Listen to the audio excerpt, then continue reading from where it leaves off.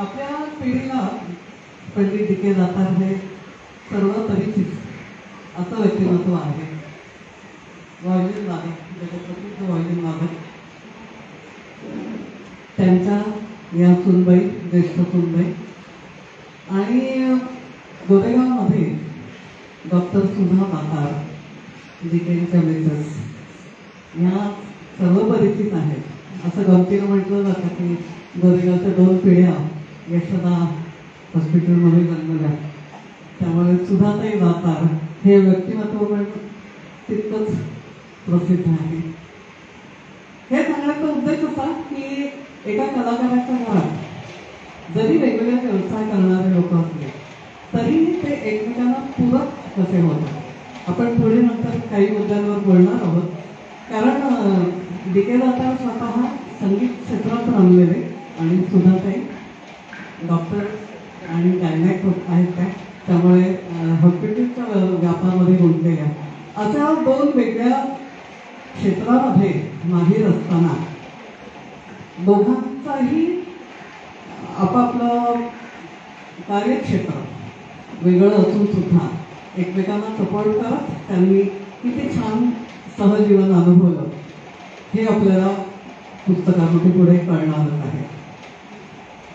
मी हळूहळू एक प्रश्न पुढे विचारत जाईल. सगळ्यात मी पहिल्यांदा असं विचारेल स्मिताला की डी के दातारांचा हा परिचय करून द्यावा, हे पुस्तक लिहावं असं कधी वाटलं आणि त्याची तयारी कशी झाली? सर्वप्रथम सगळ्यांना नमस्कार. ओळख तर माझी करून दिलेली आहे. फक्त जेव्हा मी माझं नाव सांगते तेव्हा दातार असं म्हटल्यानंतरच एक अभिमानाने ओढ भरून येतो आणि त्याचं कारण माझे सासरे पद्मश्री पंडित डी के दातार. तर म्हणजे ही एक लेगसी आणि परंपरा जी आम्हाला अशीच लाभली ना, आम्ही काही त्याच्यासाठी केलं नाही. त्यामुळे पण असं वाटतं की ते देवाचे आभार आहेत की त्यांचं नाव आम्ही लावतो आहोत. तर म्हणजे प्रथम त्यांना मानवंदना. पुस्तक कसं लिहावंसं वाटलं ह्याची पण एक म्हणजे सगळ्यांचीच एक छोटीशी गोष्ट असते की नाही. आता मी लेखिक आहे त्यामुळे मी गोष्टीच्याच भाषेत बोलते. डी के घरात असायचे. डी के म्हणजे मोठे आहेत ते व्यक्तिमत्व, ते बिझी होते, त्यांचे देशोदेशी दौरे चालायचे. आणि मी लग्न करून आले तेव्हा डी के साधारणपणे म्हणजे 60 त्यांची मी आल्यावर झाली, मी घरात आल्यावर.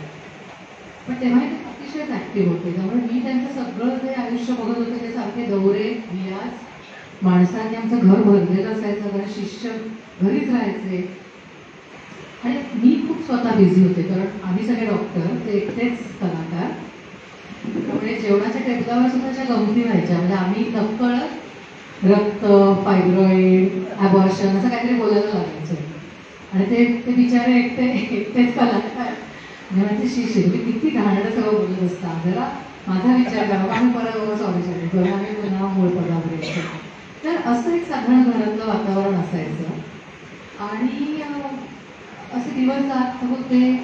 आम्ही फार बिझी होतो कारण डॉक्टरांची सुरुवातीची वर्ष जर खूप स्ट्रगल असतो, त्यामुळे आम्ही दिवसेंदिवस आमचं काम चालू असायचं. आणि बाबाचं व्यक्तिमत्व असं होतं की ते जाणवू पण द्यायचं नाही की ते इतके महान आहे. ते त्यांचा एक पाय अमेरिकेत असायचा आणि जर्मनीत असायचा आणि एक पाय भारतात कार्यक्रम चालू, कधीच आम्हाला असं काही जाणवलं नाही. पण आणि माझी लेखन कारकीर्द सुरू झाली साधारण 2016. मी सुरुवात केली शॉर्ट फिल्म्सच्या लिखाणाने. आणि मग मला एक आपला सूर गवसतो तसं झालं. माझी मुलं परदेशात गेली, मला वेळ मिळायला लागला थोडा, हॉस्पिटल सेटल झालं. आणि ह्या सगळ्यामुळे मी थोडीशी लेखनाकडे वळले होते. आणि 2018ला डी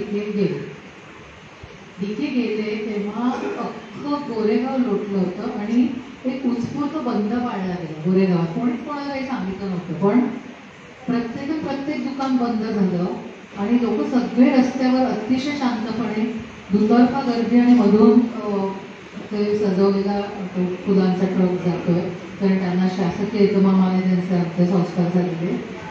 आणि हे सगळं बघून आणि म्हणजे अंत्यसंस्कारांना मोठमोठे दिग्गज संगीतकार, गायक आणि त्यांचा फळवाला पण, त्यांचा दूधवाला, लॉन्ड्रीवाला, की म्हणजे ह्यांच्यासारखा माणूस नाही. इतकं भारावलेलं वातावरण होतं. तर तेव्हा मला असं वाटलं की डीकेंनी फक्त संगीताने जग नाही जिंकलेलं, त्यांनी त्यांच्या स्वभावाने जग जिंकलं. इतकी साधी साधी माणसं म्हणजे पळवाले वगैरे आले होते, म्हणजे रोज जे पळव द्यायचे बाबांना ते. आणि तेव्हा मला असं खूप हेलावून गेले की म्हणजे काय लॉस झालं आहे आपला. असं घरात माणूस असतो तेव्हा आपल्या अवतीभोवती वावरत असतात, आपल्याला माहिती असतं पण आपण नोंद नाही घेत त्या गोष्टीची, कारण ते रोजचं आयुष्य असतं आपलं.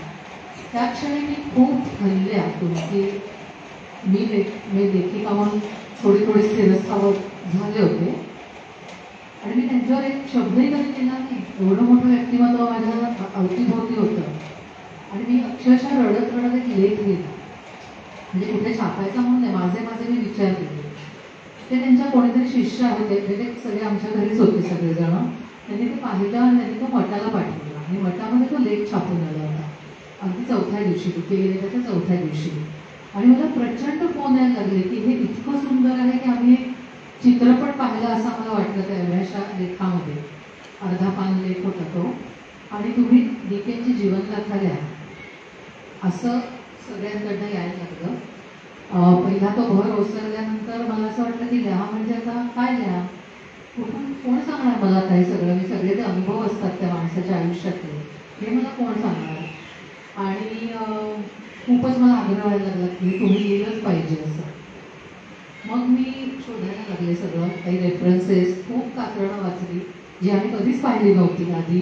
कधी कधी कपाटात असायची आणि डीकेच्या बाबा आहेत ना ते घरात असायचे. त्यामुळे ते माहिती असं असतं ना, माहिती असतं म्हणजे ते मोठा माणूस माहीत असतं, त्याचं महान पण माहिती नसतं तेव्हा तुम्हाला.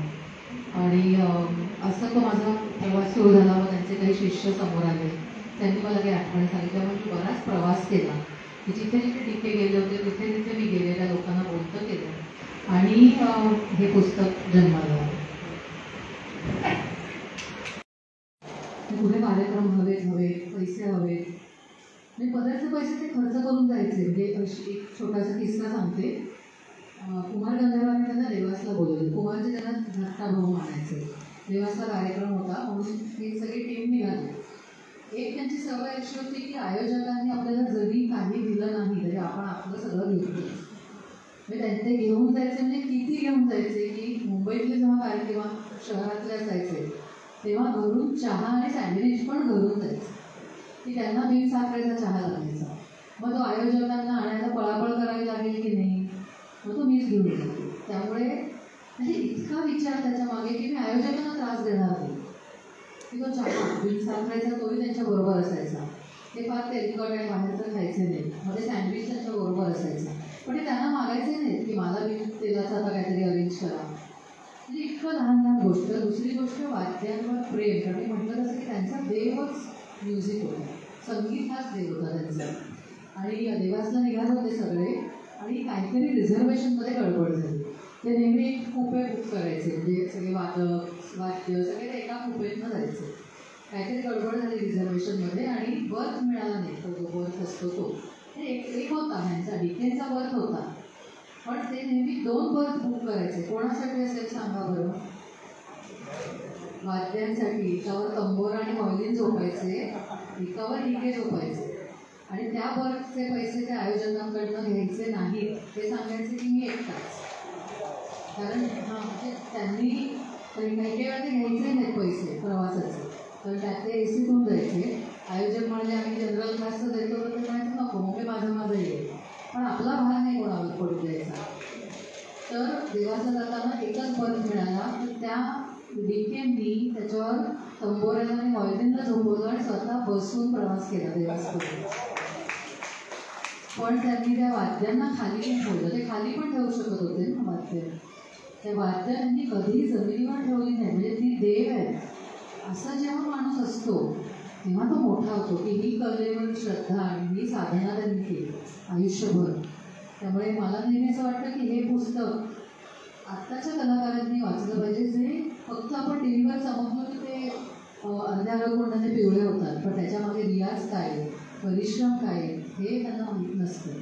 त्यामुळे म्हणजे होणार आहे त्याचा इंग्लिश अनुवाद वगैरे चालू आहेत काय हे, पण ते आताची मुलं तरी मराठी वाचत नाहीत, पण त्यांना इंग्लिशमध्ये आणायला पाहिजे. तसं चालू आहेत काही प्रयत्न, पण हिंदी झालं आहे. हिंदी जे आवृत्ती आली त्याच्यासाठी माझा राज्यपाल कोश्यारींनी सत्कार केला होता माझ्या हिंदी वर्जनसाठी राजभवनात.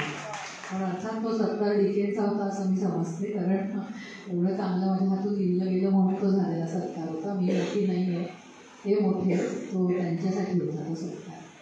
तर पण हे कलाकाराच्या जीवनातनं काय शिकायचं आहे म्हणून मला वाटतं त्या पुस्तकाचं प्रयोजन देवानं केलं असावं, की हे घ्यायला हवं नवीन पिढीने, की साधना काय असते, की त्या वाद्यांना त्यांनी इतक्या जपून देवासला नेलं आणि स्वतः बसून गेले.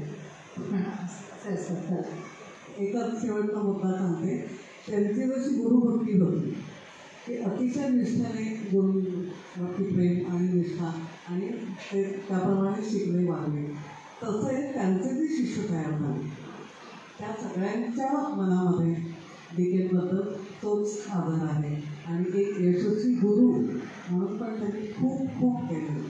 म्हणजे ते पण खूप महत्त्वाची गोष्ट आहे की त्यांचे सगळे शिष्य तितक्याच श्रद्धेने त्यांचं नाव आहे आणि मानतात त्यांना.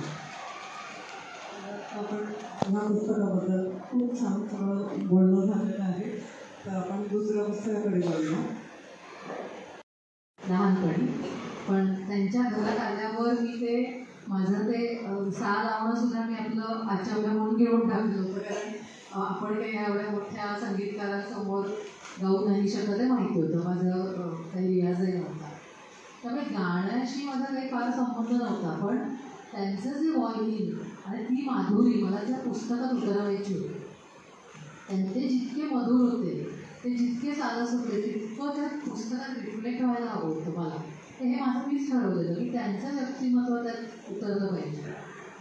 आणि म्हणून मी रोज व्हॉल्यूम ऐकत होते आणि कदाचित ते राग आणि ते सगळं माझ्या कानावर रोज पडायचं आणि म्हणून ते उतरत गेलं माझ्या लेखणीतनं. पण त्यांना आता प्रत्येक एक व्यक्तिचित्र लेखक पेंट करत असतो, म्हणजे जसं चित्रकार चित्र काढतो तसा लेखकसुद्धा एक व्यक्तिचित्र उभं करत असतो.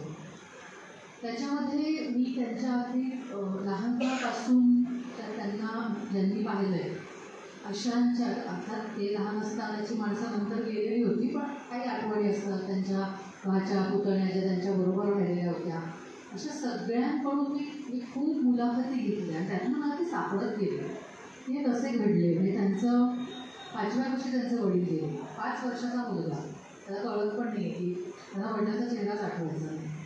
म्हणजे इथपासून ती सुरुवात झाली. मग ते कसे घडले तर बापू काका म्हणजे पंडित नारायणराव दातार, जे आत्ता ज्यांना पद्मश्री मिळाली अश्विनीताई भिडे, त्यांचे पहिले गुरु नारायणराव दातार. तर नारायणराव दातारांनी त्यांना घडवलं, म्हणजे मोठ्या भावाने त्यांना घडवलं. मग ते कसे घडले, किती शिस्त होती घरात, ह्याच्यावरून मी काही सूत्र धरून पुढे पुढे पुढे मला ते गवसत गेले. पूर्ण सापडल्याचं मी नाही म्हणणार, कारण ते व्यक्तिमत्व इतकं मोठं होतं की ते पुस्तकात मावणारं नाही आहे. पण मी असा त्यांचा एक अभ्यास करत गेले की ते वडील म्हणून ते कसे होते. म्हणजे आता माझ्या मिस्टरांचे आणि माझ्या देवाचे ते वडील, वडील म्हणून ते कसे होते. म्हणजे मी अगदी बसवून ह्या दोघांचे पण इंटरव्ह्यू घेतले म्हणजे अनेक वेळा, एकदा नाही. कारण माणूस एकदाच सगळं सांगत नसलेलं. मी माझ्या सासूबाईंचा इंटरव्ह्यू घेतला की ते कसे होते, काय होतं तुमच्या आठवणी. म्हणजे त्याच्यात एक खूप सुंदर प्रकरण आहे, ते नक्की वाचा सगळ्यांनी.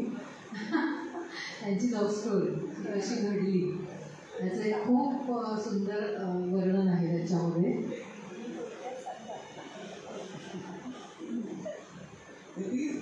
तुम्ही पुस्तक नंतर नक्की वाचा.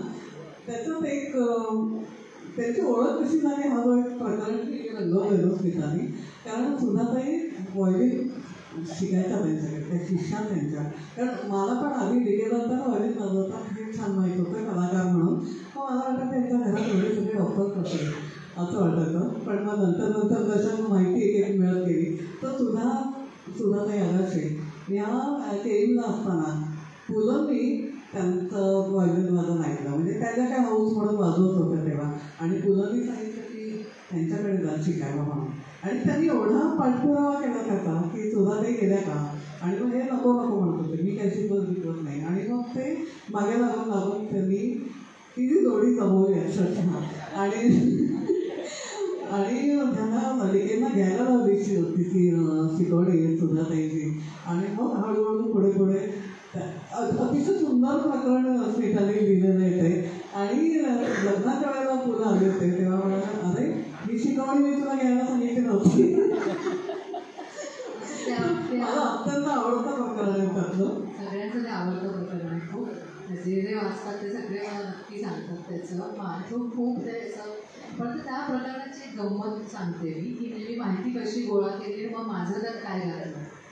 आता हे जे आहे सगळं माझ्या सासूबाईंनी एवढंच सांगितलं की मी त्यांच्याकडे शिकायला गेले आणि मग मी खटाव बिल्डिंगमध्ये जिथे ते राहायचे तिथे शिकवणी असायची आणि मध्ये कधीतरी मला पेपर्यंत सोडायला जायचं. म्हणजे एवढंच संपलं. तर आमच्याकडे काय ना सगळे इतके बिझी असतात की असं खूप कोणी बोलत नाही. पण त्यांना त्या शिकत होत्या वगैरे हे सगळ्यांनाच माहिती की त्या शिष्या होत्या त्यांच्या. फुलंनी सांगितलं होतं जा वगैरे असं. मग मी त्याच्यावर खूप फुलवलं ते प्रकरण की कसं ते झालं असेल. कारण मला त्या म्हणजे डीकेच्या ज्या भाच्या पुतळ्या ज्या तेव्हा कोणी 12 वर्ष 14 वर्ष अशा त्या होत्या आणि त्यांनी यांची चोरी पकडली होती तेव्हा की हा दामू काका ही येणार म्हटल्यावर घर झाडतो वगैरे ह्या आठवणी त्यांनी मला सांगितल्या होत्या. मग मी त्या सगळ्याचं ते जिक्सॉ पझल जुळवलं. म्हणजे असं नाही आहे की ते असंच असं लिहिलं आहे. मला सासूबाईंनी एक सांगितलं, मला भाच्या पुतळ्याने दुसरं सांगितलं, कोणीतरी फुलांच्या आठवणी सांगितल्या आणि मग ते सगळं मी माझ्या एक कल्पनाशक्तीने म्हणजे बसमधले प्रसंग वगैरे बसने ते सोडायला जायचे कधीतरी एवढं मला सासूबाईंनी सांगितलं होतं. मग मी त्याच्यावर तो बसचा प्रवास सगळा जुळवला. असं ते थोडं रंजन कारण मला ते पुस्तक रंजक करायचं होतं. चरित्र जनरली फार बोरिंग असतात. म्हणजे आपण ते सुरू करतो म्हणजे काय संपतच नाही आणि रटाळ अशी होतात.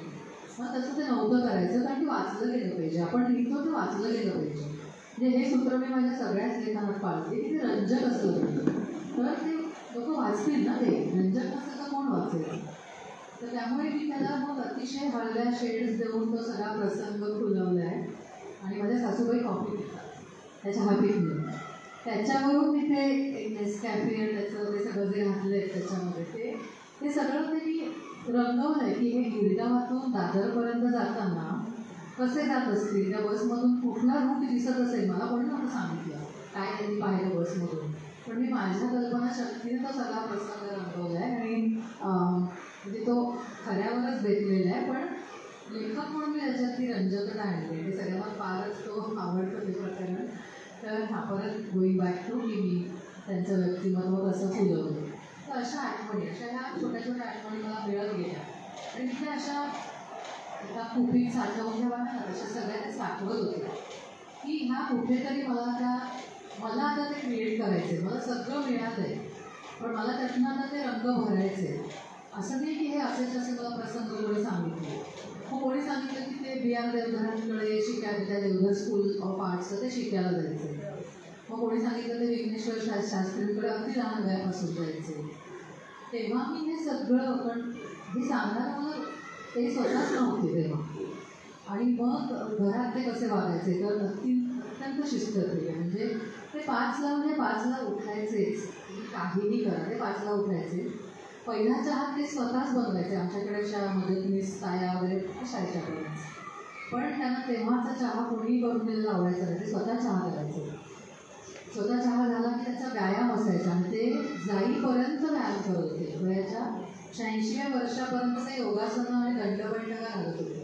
म्हणजे मी त्यांना पाहिलं आहे. त्यांच्याशी एकदम अशी खूप सुदृढ म्हणतात ना तशी शरीरयष्टी आणि अत्यंत ॲक्युरेटली.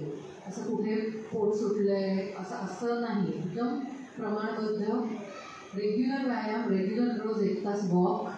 म्हणजे अशी गंमत व्हायची कधीतरी की पाहुणे यायचे किंवा त्यांच्याचसाठी कोणीतरी आलेलं असायचं. ते झाले ते संध्याकाळचे 5:30 वाजले. मी चालायला निघालो आहे. तुम्हाला माझ्याशी बोलायचं असेल तर या मागं मी चालता बोलतो. म्हणजे कुठलाही सण असो काही असो हे आपल्या 5:30ला निघाले. लोक त्यांना बघून घडायला लागायचे. मग इतकं वक्तशीर माणूस म्हणजे मग ते मला मध्ये मध्ये एक पाहिजे ना की ते कसे होते हे दिसलं पाहिजे त्याच्यात. मग मी फक्त एका प्रकारात आपण आणलं तर ते चिकटपट्ट्या लावल्यासारखं होतं. मग ते ओघाने सगळीकडे आलं पाहिजे. किंवा लहान मुलांवर त्यांचं खूप प्रेम आणि म्हणजे नातवंडांवर तर फारच. म्हणजे लहान मुलांना ते कसं म्हणजे त्यांनी हा प्रसंग मला वाटतं मुंबई कोणी बघितलं आहे. सगळ्यांनी बघितलं आहे. मुंबई पुणे मुंबई 3 ज्यांनी पाहायला आहे त्याच्यात एक प्रसंग आहे की प्रशांतातले सासरे असतात तिचे मुक्ता बर्वेचे ते पेटी वाजवत असतात ती प्रेग्नंट असते ते हा प्रसंग ह्या पुस्तकाने घेतलेला आहे आणि तो असा चोरलेला वगैरे नाही आहे मला विचारून घेतला आहे कारण लेखिका ज्या होत्या त्या चित्रपटाच्या त्या आल्या होत्या की मला असं थोडं बोलायचं आहे वगैरे आणि मला काही क्लूज हवे की आमचे पण ते त्या पिक्चरमध्ये सासरे गायक आणि ते हार्मोनियम वाजत असतात तर मला काहीतरी तुम्ही छान डिटेलच्या आठवणी द्याल का त्या मी वापरू शकते तर खरोखरच घडलेला किस्सा होता माझ्याकडे जो आहे पुस्तकात मी जेव्हा प्रेग्नंट होते माझ्या मुलाच्या वेळी तेव्हा DK मी फेऱ्या मारायचं आमचं घर खूप मोठं होतं तुम्ही बघितलं मला वाटतं आमचं जुनं घर खूप मोठं होतं त्यामुळे असं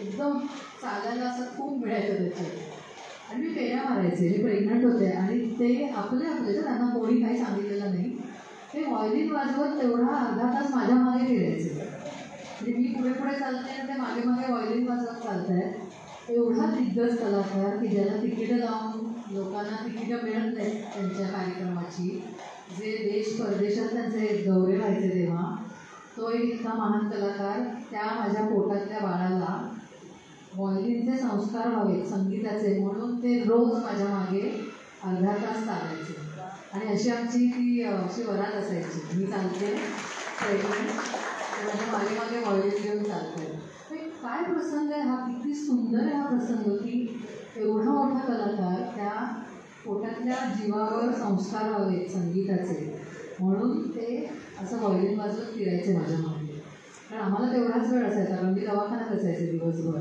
ते रात्री मी फेऱ्या मारायची 10 वाजता घरात तर हा प्रसंग त्या मुंबई पुणे मुंबईमध्ये त्यांनी पेटी वाजवायला घेतला असा तर असे DK म्हणजे असे ते DK मला असे उलगडत गेले की त्या सगळ्या आठवणींमधनं ते उलगडायला लागले मला त्यांचं दुसरं होतं की ते असे खूप शांत होते अगदी शांत साधच पण त्यांचं ते निश्चित मूल होतं त्यामुळे आमच्या जेवणाच्या टेबलावर एक तर प्रत्येक माणूस आला की त्याला जेवायला बसवायचं हे एक आमच्याकडे होतं जो एक पहिला जेवायच्या टेबलावर आणि मग जेवायच्या टेबलावर त्यांच्या नकला चालायच्या आणि इतके ते हसवायचे सगळ्यांना की हा माणूस इतका गंभीर बाहेर असतो हे खरं वाटणार नाही अशा नकला करायचं मग ते मला असं सापडत गेले मग एकदा मी त्यांचे जे सगळे साथीदार होते आयुष्यभरातले त्या सगळ्यांचे मी इंटरव्ह्यू घेतले म्हणजे गोपाळराव वाडेगावकर तुम्हाला माहिती आहे सगळे तळवलकर असतील सगळ्यांचे मी इंटरव्ह्यू घेतलेलं तेव्हा वाडेगावकर काकांनी मला एक गोष्ट सांगितलेली की अगं हा तुझा सासरा म्हणजे सुरात इतका रमायचा की आणि ते घनिष्ठ मित्र दोघं जण घनिष्ठ मित्र होते ते त्यांना लग्नाला बोलवायलाच विसरले म्हणजे ते अखंड त्या गाण्यात असायचे त्यांची बोटं अशी कायम हलत असायची त्यांना भेटणारे जी जुनी माणसं आहेत त्यांना माहिती आहे त्यांची सवय हे असं त्यांचं म्हणजे त्या ताल सूर मात्रा ह्याच्यातच असायचं ते आणि कदाचित मी जे पुस्तकाला म्हणजे व्हायोलिन सांगतंय व्हायोलिन बोलतंय हे जे मला सुचलं हे कदाचित त्यातनं सगळं सुचलं आहे की त्यांच्या अतिशय जीवाच्या जवळ हे व्हायोलिनच होतं आम्ही सगळे नंतर आणि ते सांगायचे की ज्योतिषाने सांगितलेलं की त्यांना द्विभार्या होते आणि म्हणून ते लग्न करत नव्हते त्याचं लग्न उशिरा झालं 35-36ला तर द्विभार्या योगाला घाबरून ते लग्नाचं नावच काढत नव्हते पण मग जेव्हा हे प्रेमात पडले तेव्हा त्यांनी सांगितलं आमच्या सासूबाईंना की माझं एक लग्न झालं आहे ऑलरेडी व्हायोलिनशी तू दुसरी आहेस तर तुला दुसरेपणा चालत असेल तर तू लग्न करणार म्हणजे इतकं डिव्होशन भक्ती आणि त्यांचं दैवत हे संगीत आणि त्यांचं इमान होतं व्हायोलिनशी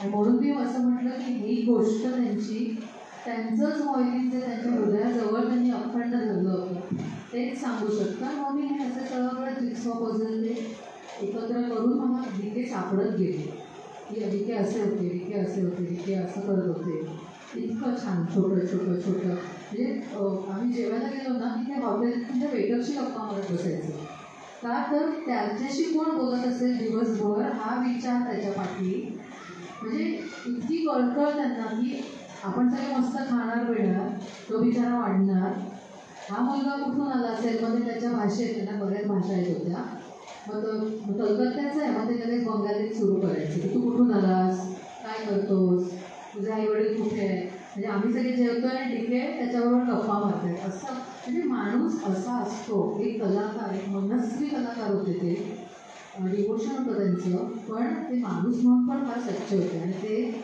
त्यांच्या सगळ्या शिष्याला सांगायचे की आधी चांगला माणूस बना, कलाकार नंतर बना, कलाकार ऑटोमॅटिकली वाढतो, आधी चांगला माणूस व्हा. असे संस्कार आमच्या घरात आम्हाला मिळत होते. आणि त्यातून ते असे सगळ्या प्रसंगांमधून ते मला डिशे सापडत गेले आठवणींमधून, की बाबा असं करायचे, बाबा हे करायचं, ते करायचं, अशा त्या आठवणी सापडल्या. खाण्याला सुरुवात केली. म्हणजे रिसर्च, असं आम्हाला लेखकांना खूप रिसर्च करायला लागतो. खास करून जेव्हा तुम्ही अशा व्यक्तिरेखांवर लिहिता तेव्हा काही चुकून चालणार नसतं, कारण लोक मारायला येतील. तर हल्ली तर आपण बघतो की नुसतं एक काही तुम्ही बोललात तर त्याच्यावर मोर्चे निघतात.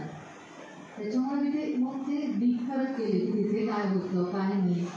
पुरातत्व खात्याच्या लोकांशी मी खूप बोलले, त्याचा अभ्यास केला, कारण मला कुठेतरी ती नस सापडली. या कादंबरीमध्ये 2 गोष्टी की ज्या समांतर चालत राहतात, एक वर्तमान काळातली, एक उर्मिलेची. आणि हे असं करण्याचं कारण मला उर्मिलेला वर्तमान काळाशी जोडायचं होतं. म्हणजे आपण काय करतो ना, म्हणजे पुराणातल्या वानग्या पुराण, ते झालं, पुराण झालं, उर्मिला गेली, राम मंदिरात बसला, जाऊन संपला विषय. पण आपण काय घेणार आहोत त्याच्यातून, म्हणून मला तिला वर्तमान काळाशी जोडायचं होतं. आणि म्हणून मी त्या 2 गोष्टी अशा पॅरलल केल्या. त्याच्यासाठी मला दोन्हीचा अभ्यास करायला लागला. एकीकडे पुरातत्व विभाग, एकीकडे आपलं उर्मिलेचं सगळं नाव आहे. कारण ह्या पुस्तकाची सुरुवातच जी होते की तिथे त्या गावामध्ये ती संशोधिका जाते आहे आणि ती जीवाचा रान करून तिथे राहून 6 महिने त्या पळवंटात राहून ते शोधण्याचा प्रयत्न करते आणि तिला जे कडं सापडतं इथे. आणि मग त्याच्यावर पुढे म्हणजे सुरुवात अशी वाटते की आपण हा आत्ताच आहे हे का, आता हे संशोधक असं जात आहेत राजस्थानमध्ये जाऊन, आणि आत्ताच्या काळात मग त्या कड्यावर जी लीड जाते मागे आणि मग उर्मिलेची गोष्ट सुरू होते. हे अतिशय सुंदर वाटतं वाचताना. आणि ते संशोधक लोक काय भाषा वापरतात, ते कसे राहतात, कसे वागतात, किती सुंदर वर्णन आहे. हे याचा पण सगळा अभ्यास, सगळ्याचा अभ्यास मी 2.5 वर्ष अभ्यास करत होते. म्हणजे बाजूला लिहित पण होते. पूर्ण मी त्याचे 8 ड्राफ्ट केले. 8 ड्राफ्ट म्हणजे मी खूप मेहनत घेतली याच्यासाठी. तर 2.5 वर्षाचा सरळ अभ्यास. त्याच्यात मध्ये मध्ये आपण लिहितो, असं नाही की आपण लिहितच नाही 2.5 वर्षात. थोडं थोडं लिहायचं असतं, करेक्शन्स होत राहतात. आणि पूर्ण 3 वर्षांनी उर्मिला तयार झाली टू फेस द वर्ल्ड. मी म्हटलं आता ही सक्षम आहे, आता ही जगाचा सामना करायला, उत्तरं द्यायला रेडी आहे. आणि म्हणून मला 8वा ड्राफ्ट माझ्या मनासारखा उतरला आणि मी 8 त्याचे ड्राफ्ट केलेत. आणि 75,000 शब्द आहेत त्याच्यात. म्हणजे किती वेळा मी त्याचे सगळं केलं. असं पहिला ड्राफ्ट मी नेहमी हाताने करते, कारण म्हणजे आपल्या विचारांचा वेग आणि लिहिण्याचा वेग मॅच होतो. लॅपटॉपवरचा वेग आणि हा मॅच काही जणांचा होतो, मला नाही आवडत तसं. म्हणजे मी पहिला ड्राफ्ट नेहमी हाताने लिहिते, मग लॅपटॉपवर लिहिते. सो करेक्शन करत होतो. हां, तेच होतं करेक्शन्स करायचं. सो तसं मी एवढं म्हणजे सगळं मी त्यावेळेचं जे आकाश होतं, निलेश ओकांचे खूप व्हिडिओज आणि प्रबंध मी वाचले. आणि त्याच्यावरून मी हे सगळं की त्यावेळी काय होतं, ते कसं खगोलशास्त्र, तेव्हाचा भूगोल, तेव्हाचा इतिहास. अयोध्या आहे म्हणजे कुठे आहे, तुम्ही जर अयोध्येत उभे राहाल तेव्हाची अयोध्या आहे, आत्ताची नाही म्हणते, आता ती फार शहरी झाली. तिथे उभे राहिला तर तुम्हाला काय दिसणार आहे. मैत्रिणीत तुम्ही उभे राहिला तर तिला काय दिसत असेल, उर्मिलेला त्या सीतेला कुठले डोंगर दिसणार आहे, कुठली नदी दिसणार आहे, त्या काय खात होत्या, त्या कशा खेळत होत असतील, त्यांनी काय घातलं असेल. आम्हाला एक रायटिंगमध्ये असं असतं की मी रायटिंगची वर्कशॉप्स पण केली. मी सुचतं हे तर आहेच, पण मी प्रॉपर वर्कशॉप्सही करते, कारण तंत्राची जोड लागते तुम्हाला, लिहिताना तंत्र पण लागतं तुम्हाला. तर त्याच्यात आम्हाला 60 प्रश्न शिकवतात की कुठले कॅरेक्टर तुम्हाला उभं करायचं असेल तर त्यांना 60 प्रश्न विचारा त्या पात्राला, मग तुम्हाला ते कॅरेक्टर कळतं.